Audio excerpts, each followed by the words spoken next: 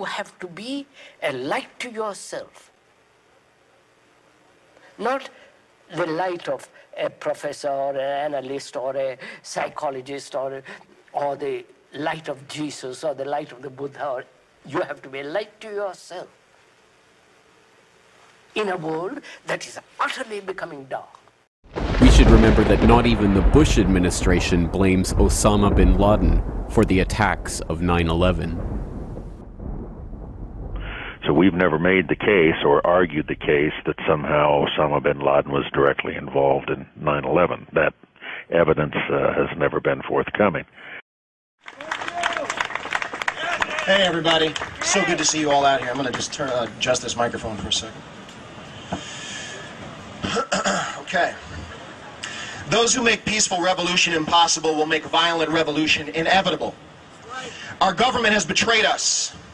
Our so-called democracy has once again revealed itself to be a mirage. So here we are again, shoveling sand into our mouths where we thought we had seen water only moments ago. Water that we had hoped would quench our thirst for answers, our thirst for justice. Having crossed every I, having crossed every T, and dotted every I, having jumped through every hoop, bound hand and foot by bureaucratic red tape in our effort not to change the laws of this land, but merely to demand transparency and accountability, we have received for our efforts a slap in the face and a kick in the mouth. Although 80,000 New Yorkers have voiced their desire, in writing, to include on November's mayoral ballot the referendum for a new and actual investigation into 9/11, New York City has responded by taking the position that it has no jurisdiction in that matter. No jurisdiction! No jurisdiction into the murder of 3,000 of its own citizens. No jurisdiction and no intention of seeking such jurisdiction. Bloomberg. Look at the lengths to which they have gone in order to evade allowing the residents of this city a chance to vote for answers and accountability. The lengths to which they have gone in order to slay the spirit of democracy using the letter of democracy. Our right to govern ourselves, our body politic right now hangs with bulging eyes and twisted mouth like strange fruit, kicking its feet and gasping for breath from the poplar tree. While they send us off to kill and be killed in the name of freedom and democracy and their unending war of terror, while they send citizens of this country into foreign lands to advance a shamelessly transparent geostrategic agenda, blasphemously cloaked and justified by the memory of 9/11 and the names of its victims, wars based upon lies that would not and could not exist had it not been for the new Pearl Harbor of September 11, 2001. While the specter of 9/11 is raised repeatedly, ghoulishly, dangled before us to justify the dismemberment of our Constitution, the trampling of our rights and our civil liberties. Questioning 9/11 itself, oh, that is strictly prohibited. Do you hear that, New York? Do you hear that, family members? Cops!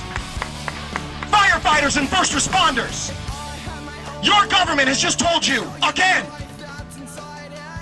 that you were good enough to die for them, but that asking questions about the inciting event is un-American, unpatriotic, and quite simply just out of bounds.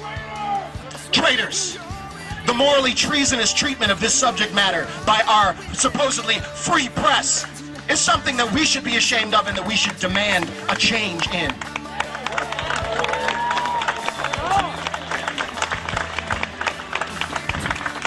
Well, you know, it makes a certain sense, according to a certain twisted logic. Because if the people's referendum were to make it into the November's mayoral ballot, then the jig would indeed be up. The indictments, the arrests, the perp walks, the prosecutions, the war crimes tribunals would be the least of this criminal government's worries. Because exposing 9/11 as an inside job pulls the plug on their whole macabre show of horrors, both at home and abroad. And they don't want that.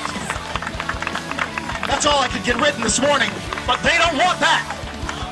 Because they're making way too much money on these illegal and unjust wars of aggression.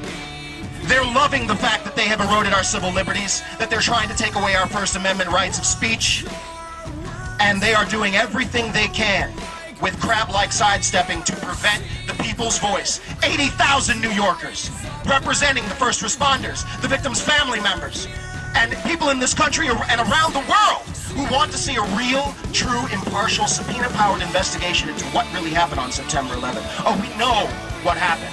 We don't know exactly what happened, but we know it wasn't the lies contained in that worthless piece of paper called the 9/11 Commission report. Even 60% of the commission members have said that their efforts to investigate 9/11 were blocked, thwarted. Repeatedly, they were lied to by the CIA and by the government.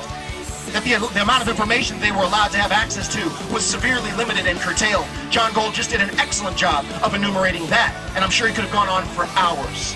So I'm going to allow the next speaker to take the mic, but thank you for having me here today, and never stop asking questions and demanding answers. Never stop! Never stop!